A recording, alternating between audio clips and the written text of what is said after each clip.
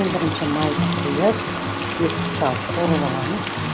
Сосын пияз саламыз, одан кейін қызанақ салып қуырамыз жақсылап. Сосын барып картошкаларымызды ашып, үлкен қатты үлкен болса 2 бөлке білеміз, үлкен болмаса осылай үлкен бөлке саламыз.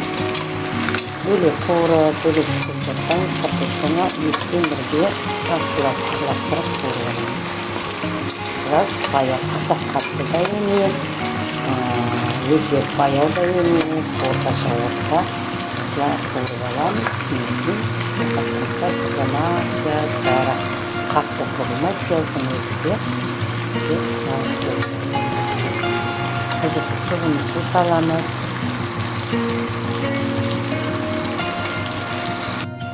Міне картошкамызда етімізді жақсы қуырылды. Енді осыған su құямыз.